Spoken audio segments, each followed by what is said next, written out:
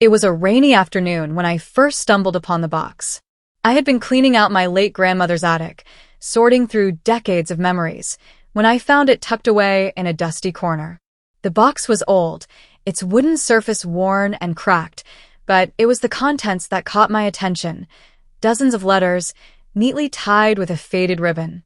Each one was addressed to a man named Samuel, a name I didn't recognize. My grandmother had never mentioned him. As I untied the ribbon and began to read, I felt as though I had stepped into another world. The letters were filled with passion, longing, and heartbreak. They spoke of a love that had been forbidden, a love that had been torn apart by war and circumstance. My grandmother had written them during World War II, but she had never sent them. Why? And who was Samuel? The more I read, the more I realized that my grandmother had kept a secret, one that would change everything I thought I knew about her. Began with the words, "My dearest Samuel," and was filled with tender expressions of love and longing. My grandmother wrote about their secret meetings, the stolen moments they had shared, and the pain of being apart. She spoke of the war, of the uncertainty that hung over them like a dark cloud, and of her hope that they would be reunited one day. As I read, I felt a lump form in my throat. My grandmother had always been a pillar of strength, a woman who had raised her family with unwavering determination. But these letters revealed a different side of her, a side that was vulnerable, passionate, and deeply in love. I couldn't help but wonder what had happened to Samuel. Had he survived the war? And if so, why had my grandmother never sent these letters? Among the letters, I found a photograph. It was a black and white image of a young couple, standing arm in arm in front of a quaint cafe. The woman was unmistakably my grandmother, her face radiant with happiness. The man beside her was tall and handsome, with kind eyes and a gentle smile. This had to be Samuel. On the back of the photo, someone had written, "Forever yours, 1943. I stared at the photograph, trying to reconcile the image of this young, carefree woman with the grandmother I had known. She had never spoken of Samuel, never hinted at this chapter of her life. What had happened to him? And why had she kept this part of her past hidden? I felt a growing determination to uncover the truth, to piece together the story of their love and the reasons it had been left unfinished. The photograph led me to the cafe, a charming little place that still stood in the heart of the town where my grandmother had grown up. As I stepped inside, I felt a strange sense of déjà vu, as though I had been there before. The owner, an elderly man with a kind smile, greeted me warmly. When I showed him the photograph, his eyes widened in recognition. "That's Samuel," he said, his voice filled with nostalgia. "He used to come here every day, waiting for her. But one day, he just stopped coming." His words sent a chill down my spine. What had happened to Samuel? And why had he stopped coming to the cafe? The owner couldn't provide any answers, but he gave me a name, Samuel's sister, Clara, who still lived in the area. Clara lived in a small house on the outskirts of town. When I knocked on her door, she greeted me with a warm smile, but her expression changed when I mentioned Samuel. "He was my brother," she said, her voice trembling. "He loved your grandmother deeply, but the war tore them apart." She invited me inside, and over a cup of tea, she began to tell me their story. Samuel had been drafted into the army shortly after the photograph was taken. He and my grandmother had promised to wait for each other, but as the war dragged on, their letters became fewer and farther between. Then, one day, Samuel received a letter from my grandmother, ending their relationship. He was heartbroken, but he never stopped loving her. When he returned from the war, he tried to find her, but she had moved away, leaving no trace. Clara's story left me with more questions than answers. Why had my grandmother ended her relationship with Samuel? And why had she kept his letters, never sending them? Clara handed me a box of Samuel's belongings, including a stack of letters he had written to my grandmother. As I read them, I realized that he had never received her final letter, the one that had ended their relationship. The more I thought about it, the more I began to suspect that something wasn't right. My grandmother had been a woman of integrity, someone who would never have ended a relationship without a good reason. What had happened to make her write that letter? And why had Samuel never received it? I decided to dig deeper, to uncover the truth behind their separation. My search led me to an old family friend, a man named Thomas who had known my grandmother during the war. When I mentioned Samuel, his face darkened. Samuel was a good man, he said, but he wasn't the only one who loved your grandmother. He explained that there had been another man, a wealthy businessman named Edward, who had been infatuated with my grandmother. Edward had used his influence to keep Samuel and my grandmother apart, even going so far as to intercept their letters. Thomas's revelation shocked me. Could Edward have been the reason my grandmother had ended her relationship with Samuel? And if so, why had she never told anyone? I felt a growing sense of anger and determination. I needed to find out the truth, no matter how painful it might be. Edward had passed away many years ago, but his family still lived in the area. I tracked down his grandson, a man named James, who was reluctant to talk at first. But when I showed him the letters and explained what I had learned, he sighed and handed me a journal. My grandfather wasn't a good man, he said.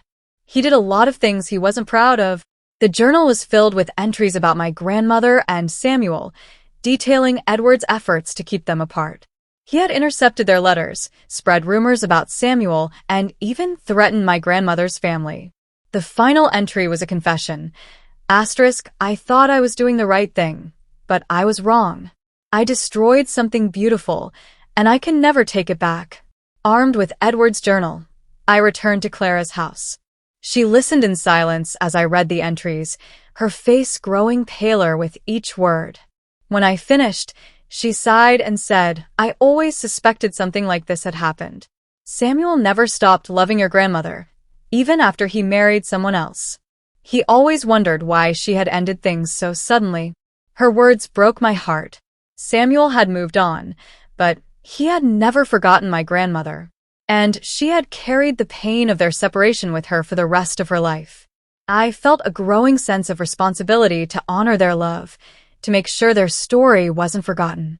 I decided to track down Samuel's descendants, hoping to share the letters and the truth about what had happened.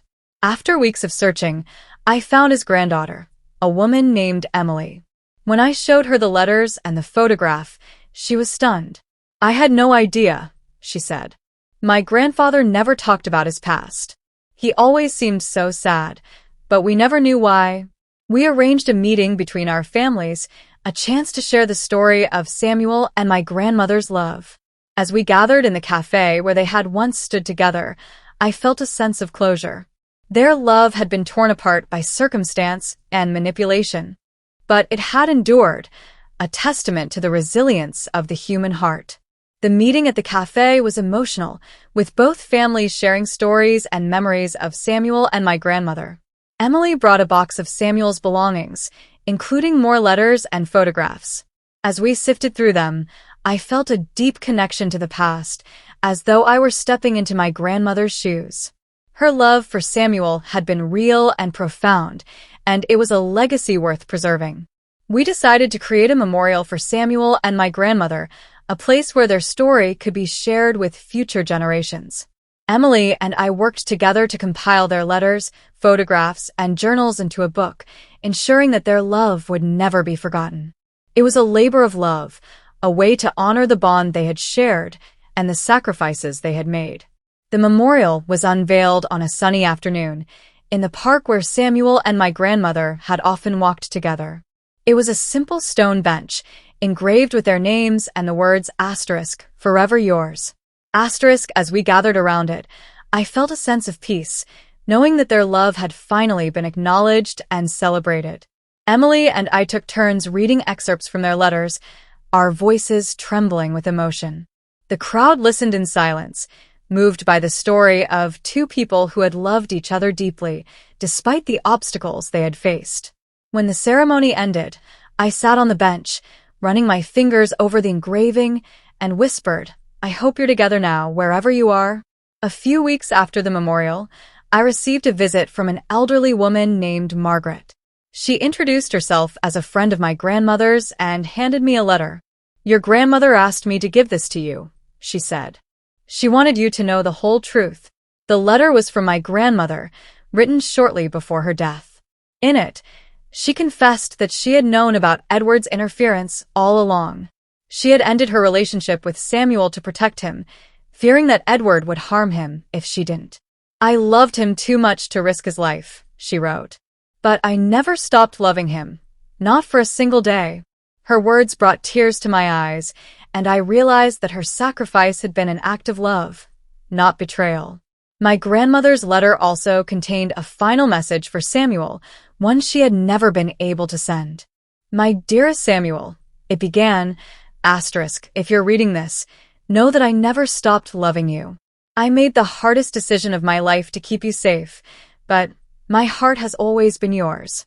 I hope you found happiness, and I hope you can forgive me. I decided to deliver the letter to Samuel's family, knowing that it would bring them closure. Emily was deeply moved when she read it, and she promised to share it with the rest of her family. Thank you, she said, her voice choked with emotion. This means more to us than you'll ever know. With the truth finally revealed, both families began to heal. The pain of the past was still there, but it was tempered by the knowledge that Samuel and my grandmother's love had been real and enduring. Emily and I became close friends, bound by the legacy of our grandparents' love. We decided to create a foundation in their honor, dedicated to helping couples separated by war or circumstance. It was a way to turn their tragedy into something positive, to ensure that their love would continue to make a difference in the world. As we worked together, I felt a sense of purpose, knowing that their story was inspiring others to fight for their own love. The foundation quickly gained support, with people from all over the world sharing their own stories of love and loss. We held events, published books, and created a website where people could connect and share their experiences. It was overwhelming at times, but also incredibly rewarding. One day, we received a letter from a young couple who had been separated by war.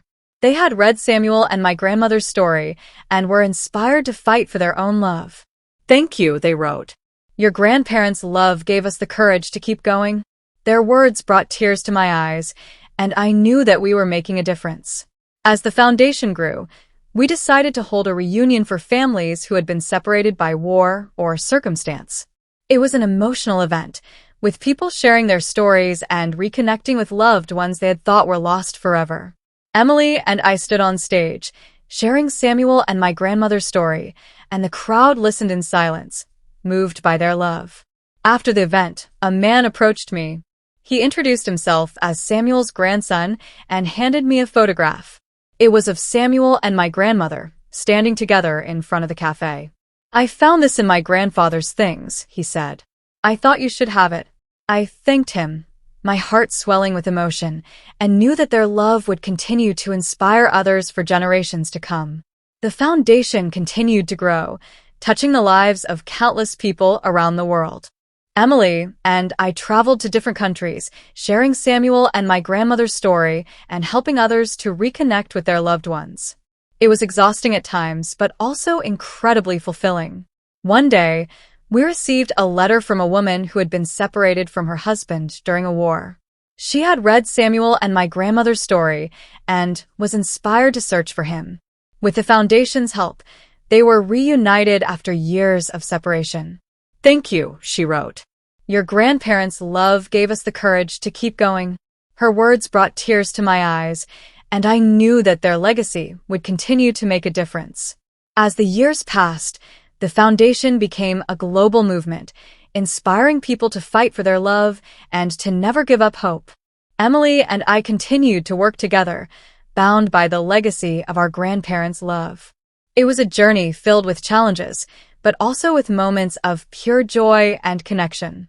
One evening, as we sat on the porch of my grandmother's old house, I felt a sense of peace. Samuel and my grandmother's love had endured, despite the obstacles they had faced, and it had inspired countless others to do the same. As the sun set, I whispered, "Thank you, Grandma. Your love changed the world." The story of Samuel and my grandmother's love became a symbol of hope and resilience, a reminder that love can transcend time and space. Their letters, Photographs and journals were preserved in a museum, ensuring that their story would never be forgotten. People from all over the world visited the museum, moved by their love and inspired by their courage. As I stood in the museum, looking at the display dedicated to Samuel and my grandmother, I felt a deep sense of pride. Their love had endured, despite the obstacles they had faced, and it had inspired countless others to fight for their own love. I whispered, "Forever yours," and knew that their love would continue to make a difference in the world.